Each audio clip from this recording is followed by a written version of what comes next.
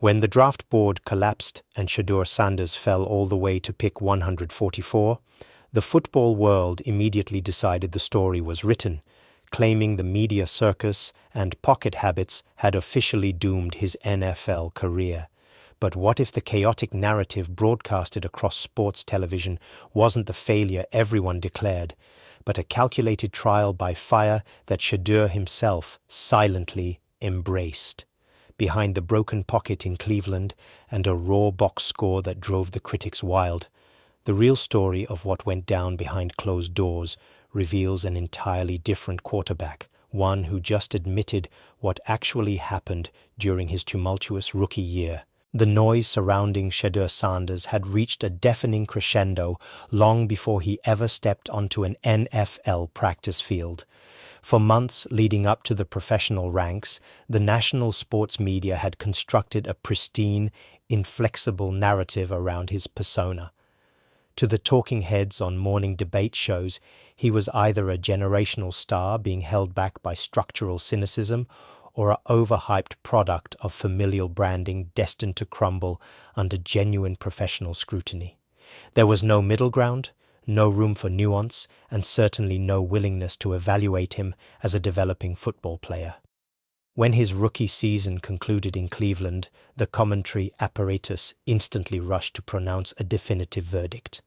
Headlines plastered across sports networks framed his initiation into the league as a cautionary tale, declaring that the relentless spotlight had finally outpaced the talent. Sound bites from prominent pundits looped continuously, dissecting every misread and awkward pocket escape as proof positive that he was out of his depth. Yet, the public consensus was built almost entirely on optical illusions and surface-level noise.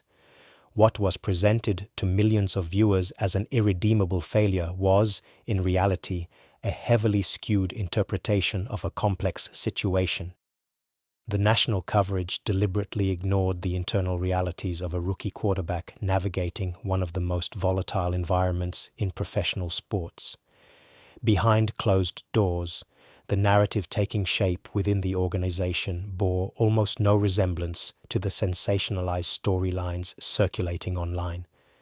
The media painted a picture of a shattered young prospect overwhelmed by the bright lights, but the film and the internal assessments told a radically different story. To understand what actually transpired, one has to peel back the layers of manufactured outrage and look directly at how the league, the media, and the circumstances of his arrival conspired to create a narrative that was completely detached from reality.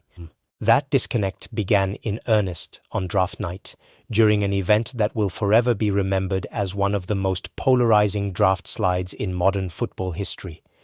As round after round ticked by, the camera repeatedly cut to green room reactions and commentary desks, speculating on why a player with his collegiate production was still sitting on the board. When the call finally came at pick 144 in the 5th round, the reaction was instant and unyielding. The media immediately seized upon the slide as a brutal public indictment of his character and ability. Analysis focused heavily on pre-draft evaluation concerns. His tendency to hold the football, his sack rates in college, and scrutinized formal interviews. However, the real driver behind that historic drop was something far more pervasive than basic scouting reports. League sources and front office whispers revealed a widespread, unspoken anxiety across general managers, the sheer, unadulterated fear of the surrounding media circus. Franchises were not merely drafting a quarterback, they were inheriting a permanent high-intensity spotlight that threatened to hijack their team dynamics and locker room culture. Front offices hesitated not because they doubted his arm talent or processing potential, but because they were terrified of the unrelenting external pressure that accompanied his name. This institutional fear caused team after team to pass, prioritizing organizational silence over raw talent. When Cleveland finally halted the fall late in the 5th round, the media framed the moment as a merciful rescue of a flawed prospect, completely glossing over the fact that league-wide risk aversion rather than pure football evaluation had driven him down the board in the first place. If the circumstances of his draft night built a fortress of skepticism around him, the environment he was thrust into during the late stages of the 2025 season practically guaranteed a baptism by fire. Thrown into the starting lineup under the bright lights of late-season football, Shedeur was not stepping into a comfortable, well-oiled machine designed to protect a rookie caller. He was inserted into a deeply compromised situation that would have tested the resolve of a 10-year veteran. The offensive line in front of him was decimated by injuries, forcing a rotating carousel of backup linemen to hold off elite edge rushers. Mid-season scheme tweaks and offensive adjustments meant that the playbook was constantly shifting beneath his feet, offering little in the way of structural consistency or predictable rhythm. Every time he dropped back to pass, he did so under the maximum level of national scrutiny. Every throw was magnified, every mistake amplified, and every sack celebrated by skeptics waiting for him to trip. Game film from those early starts reveals a young quarterback operating in a high-stress vacuum, fighting to make plays while the pocket collapsed around him with alarming regularity. Yet, despite the chaos, he refused to pull back or play scared. He stood in the eye of the storm, absorbing hits, making mistakes, and taking the full brunt of a brutal NFL learning curve. What the public saw as an embarrassing struggle was actually a relentless trial by fire, the brutal necessary context that the media omitted in favor of a simpler, punchier narrative of failure. To the naked eye, the statistical ledger of Shedeur Sanders' rookie season in Cleveland reads like an open and shut case for the prosecution. A surface glance at his line, 1,400 passing yards, 7 touchdowns against 10 interceptions, and a 56.6% completion percentage across 7 starts, offered instant, irresistible ammunition to a sports media machine hungry for a narrative of failure. To those who only evaluate football through fantasy box scores and post-game ticker highlights, the verdict was rendered almost immediately. He was out of his depth, overwhelmed by professional speed, and incapable of functioning as a legitimate pocket passer. Yet, raw box score numbers are notoriously terrible storytellers in professional football. They register the end result of a play without capturing any of the surrounding variables that dictated its outcome. When elite offensive coordinators analyze game film, they do not look at total passing yards or interception columns. They isolate execution from structural collapse. On film, a significant portion of Shedeur's rookie turnovers and low completion percentages were not born from poor accuracy or lack of arm talent, but from severe operational breakdowns within the offense itself. Receiver route tree miscommunications, unblocked pressure coming straight through the A-gap on standard 3-step drops, and forced late-game throws in high-variance trailing scenarios accounted for a massive chunk of his statistical blemishes. Separating his actual mechanical errors, like occasionally dropping his eye level under pressure, from systemic offensive failures, reveals a rookie who was fighting uphill against an environment that provided almost no baseline stability. The most persistent and loudest criticism levied against him throughout the 2025 campaign focused squarely on his high sack volume, 23 sacks taken in just 8 total appearances. Detractors seized on this metric, pointing to an infamous pre-draft scouting critique that he held onto the football for far too long and refused to play on time. In the NFL, a quarterback's sack rate is often viewed as a direct reflection of his processing speed. When a passer takes 5 or 6 sacks in a single afternoon, the instinctual media conclusion is that he is freezing in the pocket, failing to recognize coverage shells, or stubbornly hunting for deep, big plays while ignoring his checkdowns. However, a granular video breakdown of his tape reveals a far more complex dynamic at play. In college, Shedeur was able to survive, and often thrive, by extending plays outside the structure, relying on his pure instincts and exceptional spatial awareness to turn prospective sacks into dynamic downfield completions. But in the NFL, where edge rushers close spatial gaps in fractions of a second and defensive backs play with surgical discipline, those extra tenths of a second spent waiting for a route to break open are lethal. A portion of his sack problem was undeniably a lingering collegiate habit, learning the hard, painful way that NFL pocket boundaries are relentless, and that throwing the ball away is a vital component of drive survival. Yet, attributing the sack problem entirely to his personal habits ignores the glaring structural degradation happening around him. Week after week, game film showed pocket edges collapsing almost instantly upon the end of his dropback, forcing him into survival mode before his second progression could even clear its break. He wasn't simply holding the ball out of arrogance, he was constantly recalibrating his internal clock in real time while navigating a battered offensive line that routinely surrendered unblocked pressure. The learning curve wasn't just about reading NFL coverages, it was about adjusting his internal timer to an extreme environment where the margin between a clean release and a 10-yard loss was thinner than it had ever been in his life.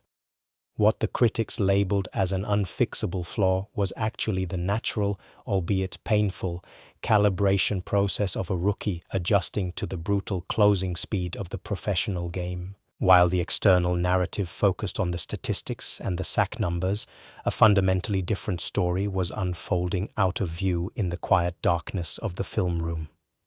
When the curtain came down on his rookie campaign, Shedeur Sanders didn't retreat from the noise or offer public excuses.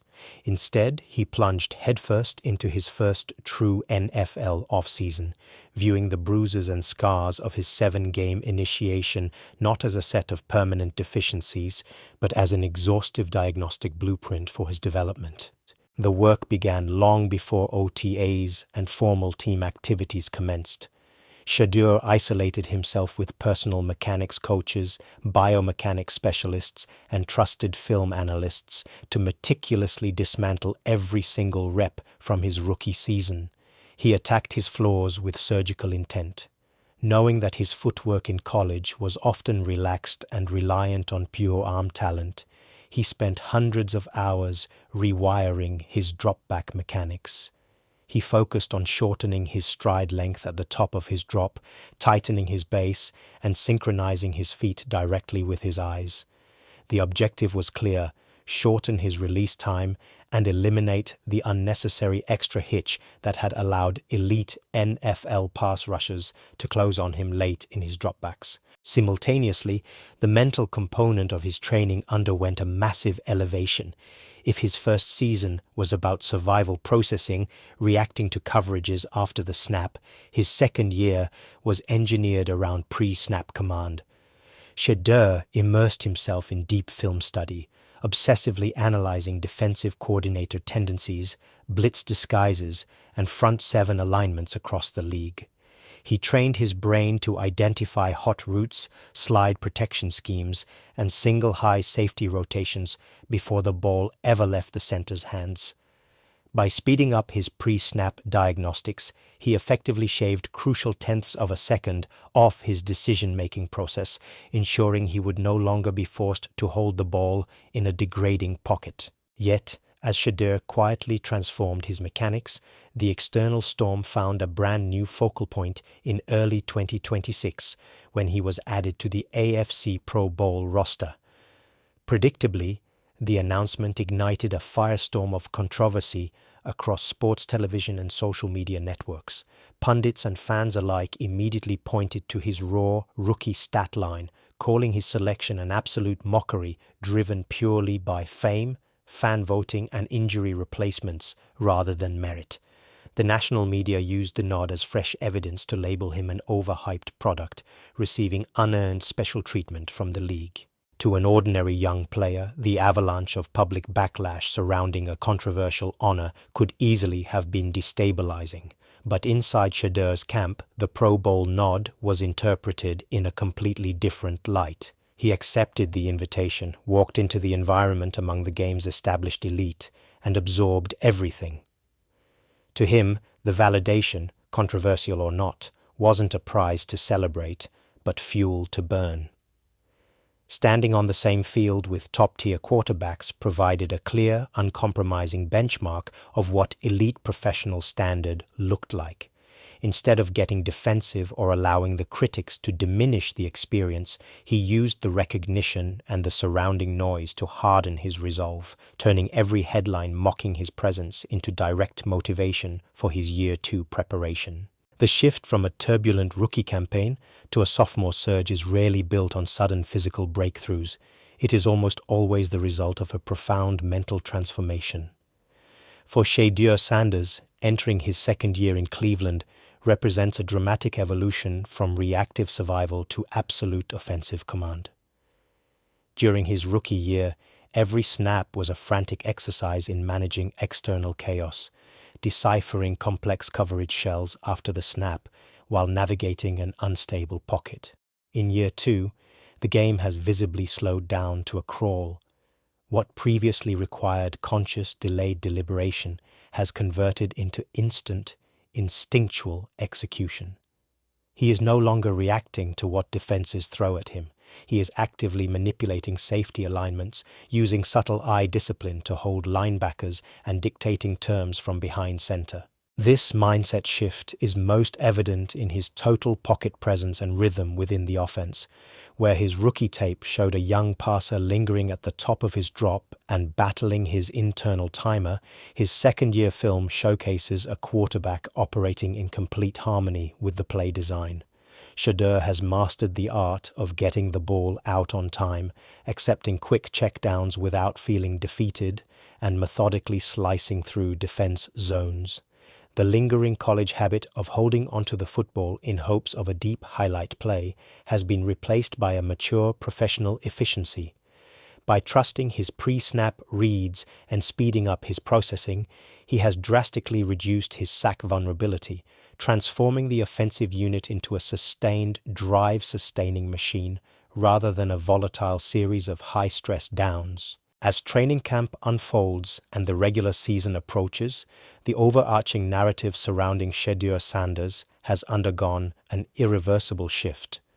The sports media outlets that were so quick to declare his rookie season a catastrophic failure are now forced to confront a far uncomfortable reality. His debut year was never the end point of his potential or a proof of his limitations. It was the brutal, necessary crucible that forged a hardened, battle-tested NFL quarterback. The trial by fire in Cleveland did not break his confidence or destroy his ceiling.